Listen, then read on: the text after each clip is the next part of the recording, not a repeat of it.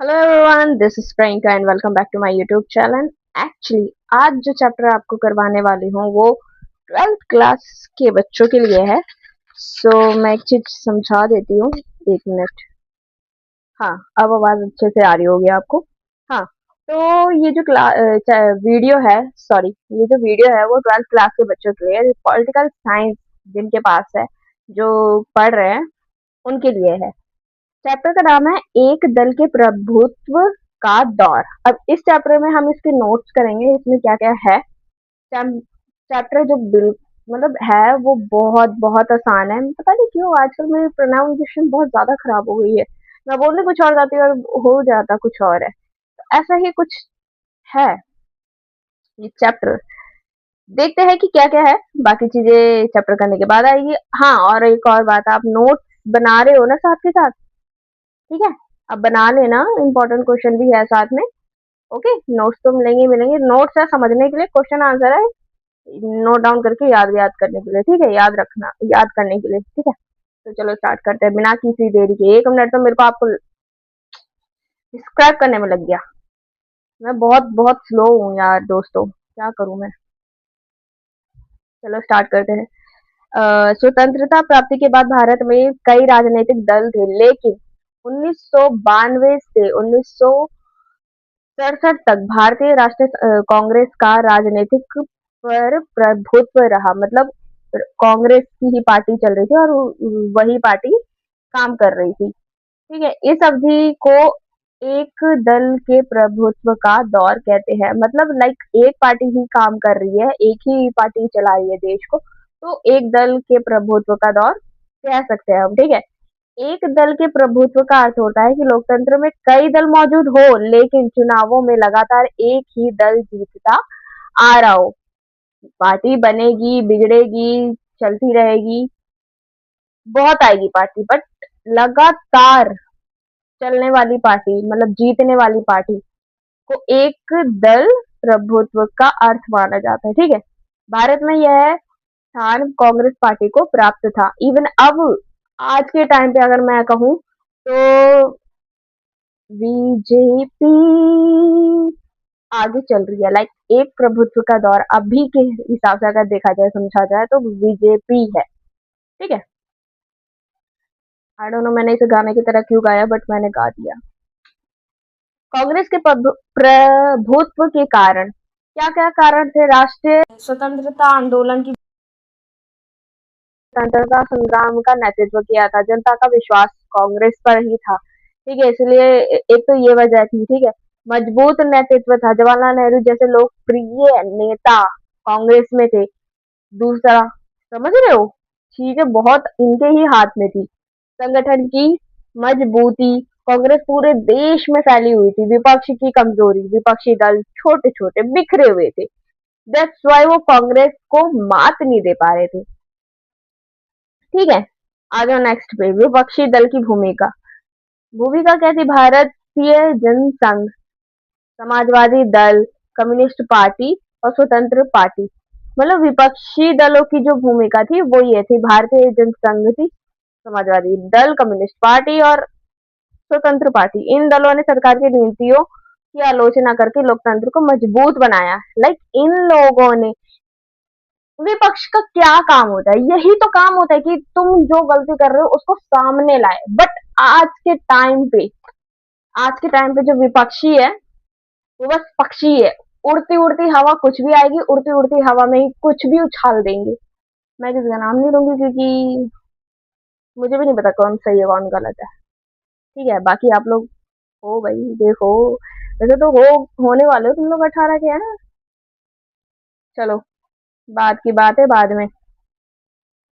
1967 का चुनाव, क्या हुआ था उसमें? कांग्रेस को कई राज्यों में हार का सामना करना पड़ा।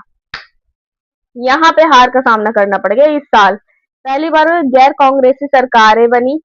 कांग्रेस के प्रभुत्व में कमी आने लगी। जो प्रभुत्व थी उसमें कमी आने लगी। महत्वपूर्ण तथ्य देख लेते हैं। चैप्टर में कुछ भी नहीं है यार, बहुत आसान है। लो, नोट्स खत्म हो गए, अब आंसर, वो क्वेश्चन आंसर स्टार्ट होंगे।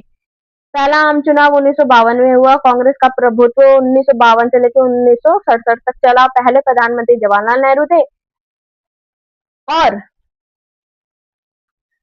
1967 के चुनाव को भारतीय राजनीति का टर्निंग पॉइंट माना जाता है। तो आ जाओ क्वेश्चंस पे आ जाते हैं। एक दल के प्रभुत्व से क्या तात्पर्य है?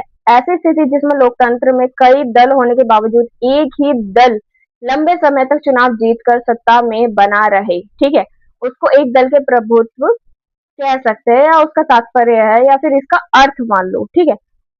कांग्रेस के प्रभुत्व के कोई दो कारण बताओ। प्रभुत्व के दो कारण बताने। स्वतंत्रता आंदोलन में महत्वपूर्ण भूमिका निभाई, ठीक है, जवाहरलाल नेहरू जैसे लोकप्रिय नेता थे, ठीक है, और छोटी मोटी जो कंपनी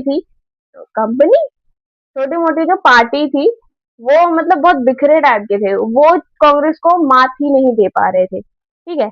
आ जाओ नेक्स्ट क्वेश्चन पे। 1967 सड़सठ ही तो बोलते हैं यार। 67 का चुनाव महत्वपूर्ण क्यों माना जाता है? क्योंकि इस चुनाव में कांग्रेस को कई राज्यों में हार मिली, ठीक है, और गैर कांग्रेसी सरकारों का उदय हो गया। दैट्स वाई कांग्रेस हारने लगी और प्रभुत्व में कमी आ गई, ठीक है। Next question. विपक्षी दलों की क्या भूमिका थी? सरकार की नीति की आलोचना करना और लोकतंत्र को मजबूत बनाना। विपक्षी का काम यही है कि सरकार की जो नीतियां हैं, अगर उसमें कुछ कमी है या फिर कुछ सुधार हो सकता है तो वो करवाना, लाइक जैसे बोलते हैं वैसे बोल के सुधार करवाना और लोकतंत्र को मजबूत बनाए रखना। यही नहीं कि हवा में कोई भी तीर छोड़ दिया और वो तीर कहीं पे भी जाके लग रहा है, ठीक है। ये चीज था। एक दल के प्रभुत्व का दौर कब तक रहा? लगभग 1952 से लेकर 1967 तक, ठीक है। इंपॉर्टेंट क्वेश्चन पे आ जाओ, लॉन्ग क्वेश्चन पे आ जाते हैं। स्वतंत्रता के बाद भारत में कांग्रेस के प्रभुत्व के प्रमुख कारणों की व्याख्या कीजिए। जो कांग्रेस है उसके प्रभुत्व जो थे उसके मुख्य कारण बताने। क्या कहते हैं? स्वतंत्रता के बाद भारतीय राजनीति में कांग्रेस का प्रभुत्व स्थापित हुआ। इसके प्रमुख कारण निम्नलिखित थे। आपको आंसर ऐसे ही लिखना है। मैंने 1000 बार बोला है, 1000 बार नहीं यार बोला है, जितने चैप्टर उतनी बार बोला है शायद। आ जाओ, ऐसे ही लिखना है निम्नलिखित कारण के, फिर पॉइंट लिखना है, फिर डेफिनेशन। देखो पॉइंट है, डेफिनेशन है, फिर निष्कर्ष है। ये निष्कर्ष ही है, ठीक है। चलो आ जाओ स्टार्ट करते हैं। स्वतंत्रता आंदोलन में महत्वपूर्ण भूमिका कांग्रेस ने स्वतंत्रता संग्राम के नेतृत्व किया था, इसलिए जनता का उस पर गहरा विश्वास था। लोग उस पर विश्वास करते थे, तो क्यों नहीं जीतती लगातार। लोकप्रिय नेतृत्व। जवाहरलाल नेहरू, सरदार वल्लभ भाई पटेल जी और मौलाना आजाद जैसे नेताओं ने कांग्रेस को मजबूत बनाया, ठीक है। मजबूत संगठन। कांग्रेस का संगठन पूरे देश में फैला हुआ था, ठीक है। विपक्षी दलों की कमजोरी। विपक्षी दल संगठित नहीं थे और उनका जनाधार सीमित था, मतलब वो पूरे देश में नहीं फैलते जैसे कांग्रेस फैला हुआ था पूरे देश में, ठीक है। विविध हितों का प्रतिनिधित्व। मतलब अब देखो पूरे भारत में, तो पूरे भारत में हर एक स्टेट का हर एक नेता होगा, जैसे आज के टाइम पे सीएम कहते हैं, है ना। तो प्रतिनिधित्व। कांग्रेस में विभिन्न वर्गों, जाति और क्षेत्रों के लोगों को स्थान मिला हुआ था, इस वजह से कांग्रेस जीतता आ रहा था, ठीक है। स्वतंत्रता में अच्छी भागीदारी रही कांग्रेस की, तो बहुत मतलब बहुत प्रभाव लोगों के दिल में मन में बैठा दिया था कि हाँ भाई देश का विकास करेंगे, ठीक है। इस प्रकार कांग्रेस ने लंबे समय तक भारतीय राजनीति में अपना प्रभुत्व बनाए रखा। नेक्स्ट क्वेश्चन पे आ जाते हैं। एक दल के प्रभुत्व से आप क्या समझते हैं? भारत में इसके विकास का व्याख्या कीजिए, ठीक है। ये चीज बतानी है, ये मैंने ऐसे लिख दिया, आप इसे पॉइंट पे कर लेना। एक दल के प्रभुत्व का अर्थ ऐसी भी राजनीतिक व्यवस्था से है जिसमें अनेक राजनीतिक दल की उपस्थिति के बावजूद एक ही दल लगातार चुनाव जीतकर सत्ता में बना रहता है, ठीक है। भारत में 1952 से लेकर 1967 तक कांग्रेस का प्रभुत्व रहा, जैसे कि आप लोग जान चुके हैं। स्वतंत्रता राजनीतिक में उसकी भूमिका। मजबूत संगठन और लोकप्रियता। नेतृत्व के कारण जनता ने लगातार कांग्रेस को समर्थन दिया, ठीक है। 1952 से लेकर मतलब 1952, 57, 62 के आम चुनावों में कांग्रेस ने भारी बहुमत प्राप्त किया। हालांकि भारत में लोकतंत्र और बहुदलीय व्यवस्था बनी रही, फिर भी कांग्रेस का राजनीतिक प्रभाव सबसे अधिक था, इसलिए इस अवधि को एक दल के प्रभुत्व का दौर कहा जाता है। ठीक है, नेक्स्ट क्वेश्चन, भारत में विपक्षी दलों की भूमिका का वर्णन करना है कि उस टाइम पे विपक्षी दल जो थे उनका क्या भूमिका रहा था वो बताना है। लोकतंत्र में विपक्षी दलों की महत्वपूर्ण स्थान होता है। ठीक है, लोकतंत्र में विपक्षी दलों का महत्वपूर्ण स्थान होता है। क्यों? ये सारी चीजें यहाँ नीचे है। ठीक है, भारत के कांग्रेस ने प्रभुत्व के दौरान भी विपक्षी दलों ने लोकतंत्र को मजबूत बनाने में योगदान दिया। लोकतंत्र को मजबूत बनाने में योगदान दिया कैसे, वो देखते हैं। भारत सरकार की नीतियों की आलोचना की। ठीक है, जो नीतियां खराब थी, जो नीति थी, जो जिनमें सुधार करना था, उसकी आलोचना की। जनता की समस्याओं को संसद में उठाया कि भाई जनता की ये प्रॉब्लम है, सॉल्व करो, इसे होनी चाहिए, सॉल्व करनी चाहिए, इसे सॉल्व होनी चाहिए। क्या कह रही मैं, सॉल्व करवानी चाहिए, है ना, समाधान निकालना चाहिए। सरकार को जवाबदेह बनाया कि सरकार जवाब दे सके। सरकार कैसे जवाब दे सके, कुछ भी उठा के मुंह उठा के कुछ ना बोल दे। लाइक ये करे कि हाँ हमने लोगों के लिए ये चीज की है और आगे हम ये चीज करने वाले हैं और इससे जनता को ये फायदा होगा। ठीक है, ये चीज वैकल्पिक नीतियां प्रस्तुत करी। ठीक है, लोकतंत्र मूल्यों की रक्षा करी। ठीक है, अब जो लोकतंत्र मूल्य है, लोकतंत्र के मूल्य क्या है? संविधान का सम्मान करना और भी बहुत सी चीजें आ जाती है लोकतंत्र में। नेताओं को लेकर आ जाती है, सारी चीजें आ जाती है। मतलब सभी हमारा जो संविधान है ना, इतना विस्तृत है ना, इतना कठोर, इतना जटिल है, बट फिर भी इसे लचीलापन क्यों कहते हैं? लोकतंत्र की वजह से। ठीक है, चलो आगे आ जाओ। भारतीय जनसंघ, समाजवादी दल, कम्युनिस्ट पार्टी और स्वतंत्र पार्टी जैसे दलों ने विपक्ष की भूमिका निभाई है। नेक्स्ट क्वेश्चन, 1967 के आम चुनाव भारतीय राजनीति में एक महत्वपूर्ण मोड़ क्यों माना जाता है? क्योंकि इन चुनावों में कांग्रेस पार्टी जो थी उसका प्रभुत्व कम होने लग गया था। अब क्या हुआ था ये चीज देख लेते हैं। 1967 के आम चुनाव भारतीय ये राजनीतिक में एक महत्वपूर्ण मोड़ साबित हुआ। निम्नलिखित है वो कारण। कांग्रेस को कई राज्यों में हार का सामना करना पड़ा। ठीक है, कई राज्यों में गैर कांग्रेसी सरकारों का गठन हुआ, विपक्षी दल अधिक मजबूत होकर उभरे। ठीक है, कांग्रेस ने लंबे समय से चले आ रहे प्रभुत्व की कमी आ गई, गठबंधन राजनीति की शुरुआत हो गई।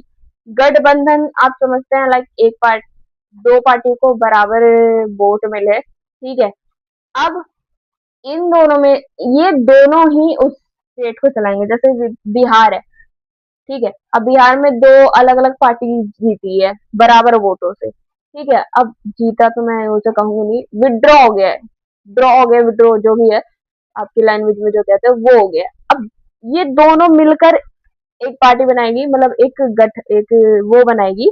लाइक ये दोनों फिर बिहार में शासन करेंगे। ठीक है, ये हो जाता है, गठबंधन नीति की शुरुआत हो गई। इन कारणों से 1967 के चुनाव में भारतीय राजनीति की का टर्निंग पॉइंट कहा जाता है।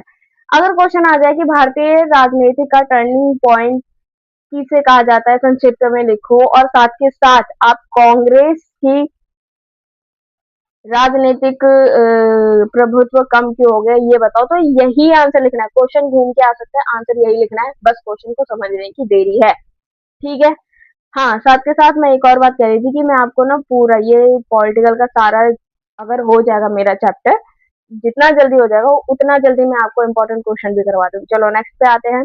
कांग्रेसी प्रणाली क्या क्या तात्पर्य है, इसकी प्रमुख विशेषताओं का वर्णन कीजिए। राजनीतिक वैज्ञानिक रजनी कोठारी जी ने कांग्रेस के प्रभुत्व को कांग्रेसी प्रणाली कहा था। ठीक है, विशेषता क्या है? कांग्रेस का राष्ट्रीय स्तर पर प्रभुत्व रहा। ठीक है, विभिन्न विचारधारा और समूह का समावेश रहा, विपक्ष की सीमित शक्ति रही।